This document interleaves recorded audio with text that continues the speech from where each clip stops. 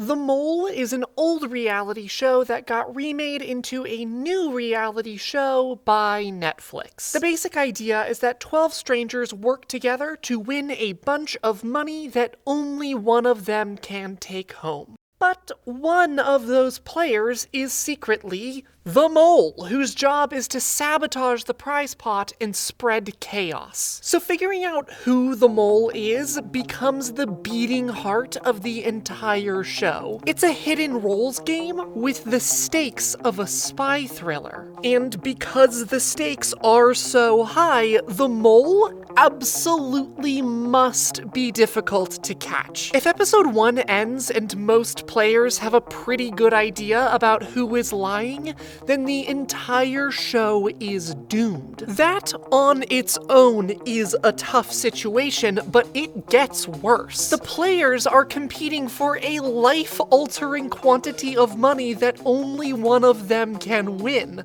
They will not play nice. If there's an imbalance in the game's rules, the players will find that imbalance and exploit it as much as they can. But it gets worse. The production crew didn't set out to make a game, they set out to make a reality show about a game. The budget of a reality show is significantly higher than whatever money is awarded at the end. And this doesn't just raise the stakes, it also imposes a fixed game length. If the crew is spending a truckload of cash on a big finale, they need to be sure the game will continue all the way to that finale.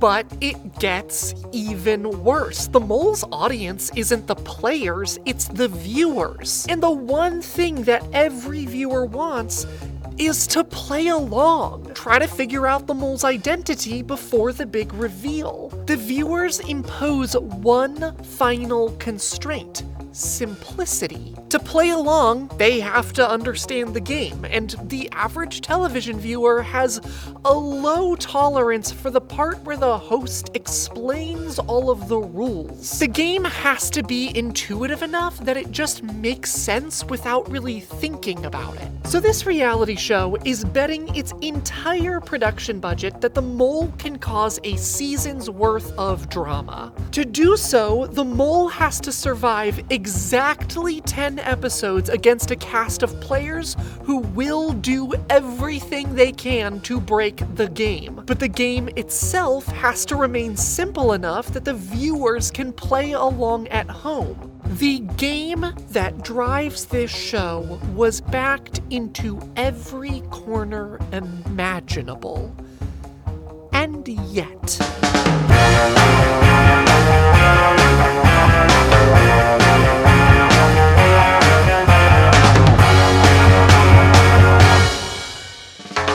And to be honest, it doesn't do a lot different than most reality competition shows. The first episode kicks off with some introductions, and then the players divide themselves into 3 teams. Each team is then given a map and told to trek through the wilderness in search of $5 grand. There is already a little bit of game design trickery going on. Money is an incentive. The players will want to do anything that's tied to winning cash.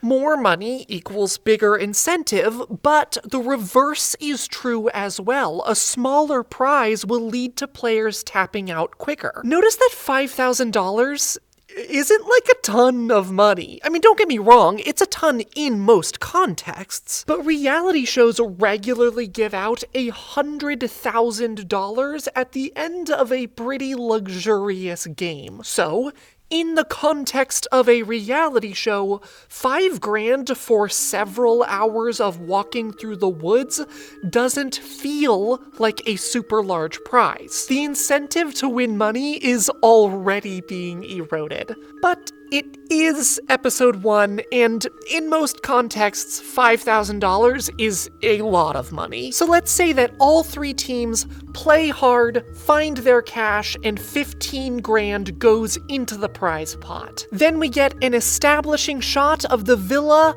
where one player must be eliminated. Remember, this show exists in the Venn diagram between reality TV and hidden role games. Both Both of these genres love to make players vote each other out of the game. In reality shows, voting is an infinite well of interpersonal drama. In hidden role games, voting forces people to play the game socially instead of just mechanically. So a voting system seems like a complete no-brainer for the mole, right? But who would the players vote for? Who would they have a vested interest in removing from the game as soon as possible? Obviously, they would go after the mole. But wait, the mole is the only player who has to survive all the way to the big, expensive finale. Elimination by vote would incentivize players to target the one player in the whole show who needs to be protected. This is a massive incongruity between these two genres. The classic lying of a hidden role game only works because the game is helping the imposter get away with it. It's easier to con your way out of elimination when all of your crimes happen behind closed doors. And if you do mess up, who cares? Just play another round, no big deal. A reality show does not work like that. You can't just film another season, and the whole point is that the game is being captured in a format that gives the viewers a sort of omniscient point of view. They need to be aware of what actually happened during the game, but also unsure of the mole's identity so that they can play along. That is a weird balance to strike. So it's with that balance in mind that the mole employs its best game design trick: quizzes. When it comes time for an elimination, everybody takes a quiz about the mole's identity. Questions like, what color are the mole's eyes? What team was the mole on during the last challenge? Where was the mole on October 16th, 1962? Whoever answers the fewest questions correct is eliminated from the show. This is a fantastic decision. For one, it fits the simplicity constraint perfectly. The show doesn't need to pause and explain that getting correct answers is a good thing. It just makes intuitive sense. At a more structural level, the quizzes link a player's survival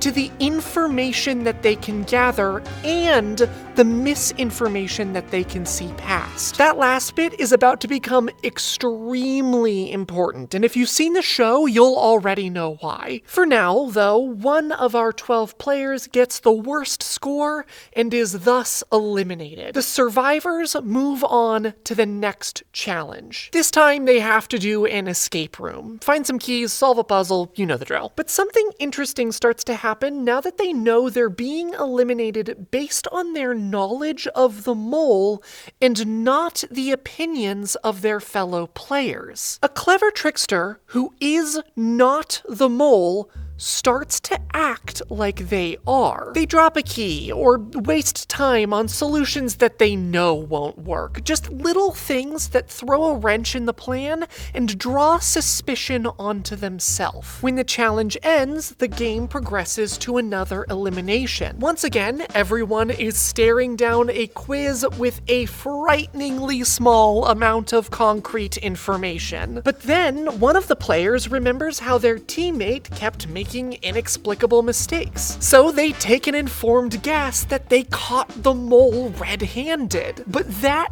guess isn't informed, it's misinformed. By acting like the mole, the trickster has flooded one of their competitors with incorrect answers. So the fooled player goes home, and the trickster survives to the next round. This is a popular strategy. Remember, players will exploit the game if given the opportunity. And the game is still motivating them with relatively small prizes. It's a lot easier to give into fear or fatigue when losing a bit of money might actually help a player survive the next elimination. The game is incentivizing everyone to look like a convincing mole, so everyone starts lighting tiny fires. Amidst all of this chaos, the real mole now has so much room to maneuver. Even if someone catches onto their trail, and they regularly do,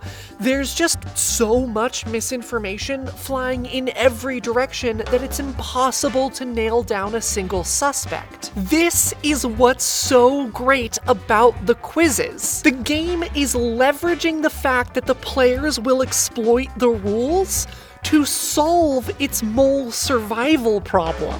Okay, there are two quick sidebars worth having here. First, there are cameras in everyone's faces. That is going to affect how they behave in ways that might tend toward the dramatic. Second, the mole is taking a quiz about themselves, which means they aren't just resistant to elimination, they're fully immune. That's great, considering the mole has to survive the whole season, but it is kind of wonky from a pure game design perspective. The mole is a member of the production team, not a player in the game. And I will absolutely argue that the stakes are still high, because if the mole is caught, then the show loses all of its punch. Yeah, them not being a real player is kind of weird. The quizzes are not a perfect solution, because a perfect solution doesn't exist. The show can't afford to risk losing its title character. So, despite that specific oddity,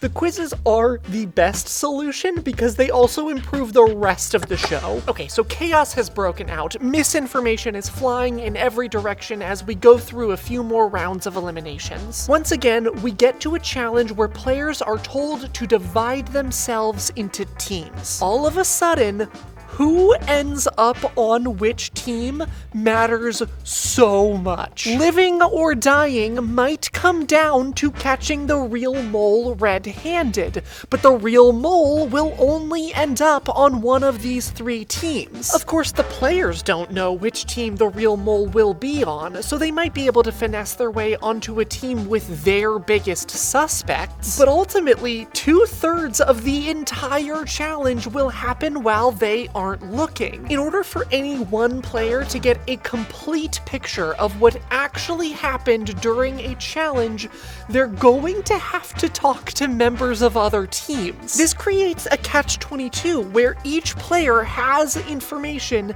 needs information from other players, but also doesn't want to give up their information in case it could save them on the next quiz. It all feeds into this culture of deception and backstabbing that just feels correct for a show about a mole in the group.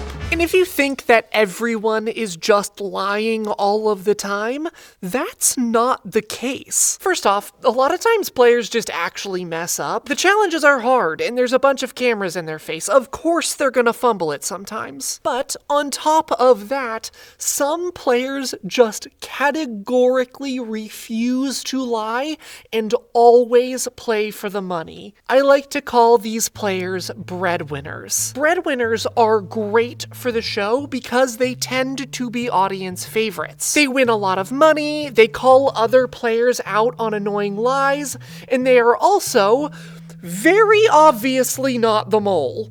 That's kind of a big problem. Money is the game's primary method of motivating players, and anyone who's trying too hard to win money is effectively removing themselves from the search for the mole. And yes, I'm sure that the nightmare scenario of oops, all breadwinners can be avoided with careful casting, but the quizzes are also helping here by encouraging another dominant strategy. There is no prize for getting the most correct answers on a quiz, just a punishment for getting the fewest. Everybody is aiming for second to last place. So let's say two different players are both convinced that a third is the mole. Player 1 trusts their gut and answers as many questions as possible as if that gut is correct. Player 2 answers a lot more timidly. They accuse 5 different people of being the mole,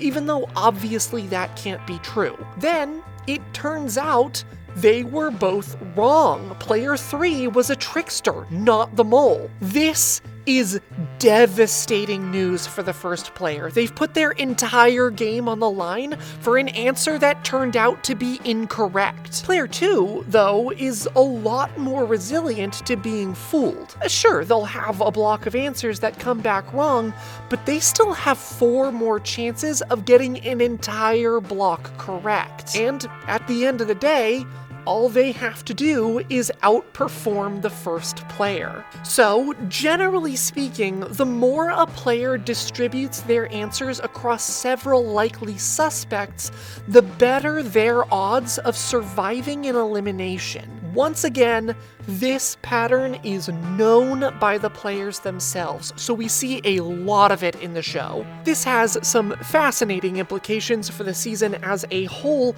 but for now, let's just look at what happens to breadwinners. Most breadwinners will also distribute their suspicions. They're not dumb, they're honest. So, towards the start of the game, everything seems normal. The breadwinner has their list of suspects, and some other players might even suspect the breadwinner. But then, the season goes through a few episodes, and it becomes clear to everyone that, yeah, the person who always tries to win money and never betrays the group is probably not the mole. This is a slow-acting poison for the breadwinner. They're giving all their competitors one less suspect to distribute their answers across. That means that either everyone else gets an extra chance to accuse the real mole, or when the breadwinner accuses the real mole, that block of correct answers tends to be a bit smaller than everybody else's. So the show is getting the best of both worlds. We still want breadwinners. The audience loves a hero, but we can't have everyone trying to be the hero. The quizzes inspire the preferable selfish behavior. They nudge the odds just a little bit and trust that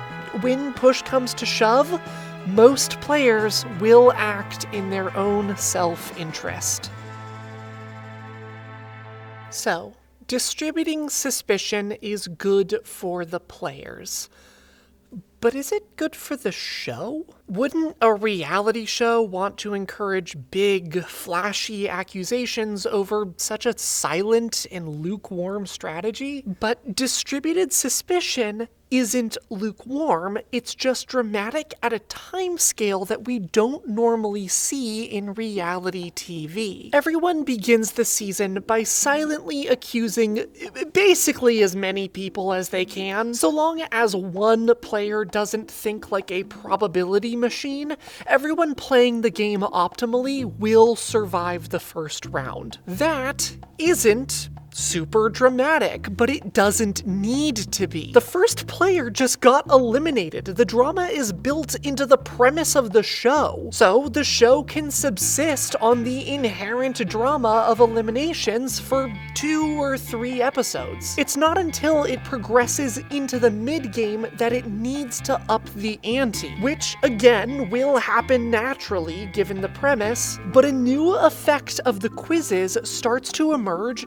as the player count dwindles from 9 to 8 to 7 to 6.